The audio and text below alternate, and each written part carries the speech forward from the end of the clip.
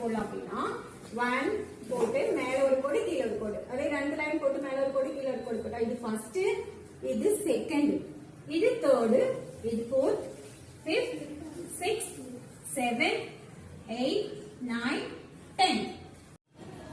ஆனா இந்த ஃபர்ஸ்ட் இருக்கு இல்லையா, இங்க வந்து எஸ்டியோ என்டியோ ஆர்டியோ போடக்கூடாது. இது வந்து டைரக்டா அப்படியே ஃபர்ஸ்ட் செகண்ட் தேர்ட் அப்படின்னு டைரக்டா படிக்கலாம். புரிஞ்சுச்சா?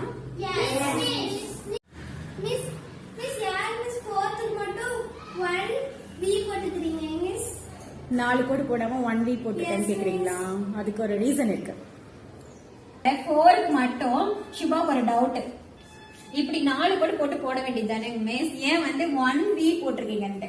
V அப்படிங்கிறது 5 அப்படின்னு அர்த்தம். இந்த 5க்கு லெஃப்ட் சைடு 1 போட்டிருக்காங்களா, அப்ப 5ல இருந்து 1 லெஸ் பண்ணிக்கணும், அப்ப 4.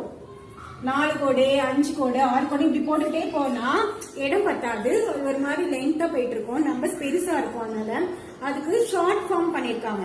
சரியா? 5க்கு லெஃப்ட் சைடு 1 போட்டா மைனஸ் பண்ணணும், அப்ப 5ல 1 போனா 4. ஆனா இங்க பாருங்களேன், 5க்கு ரைட் சைடுல 1 போட்டிருக்கனா, அப்ப ஆட் பண்ணிக்கணும். 5 + 1 6. நீங்க 6th போறீங்கல்ல அடுத்த வருஷம், அப்ப நீங்க இதான் போடுவீங்க 6th ஸ்டாண்டர்ட். என்ன போடுவீங்க? 6th standard.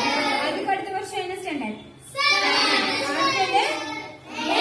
8th ஸ்டாண்டர்ட் போவீங்க. இங்க x போட்டிருக்கனா, x வந்து 10 அப்படின்னு அர்த்தம். 10ல இருந்து 1 மைனஸ் பண்ணணும், அப்ப இங்க என்ன நம்பரா இருக்கும்?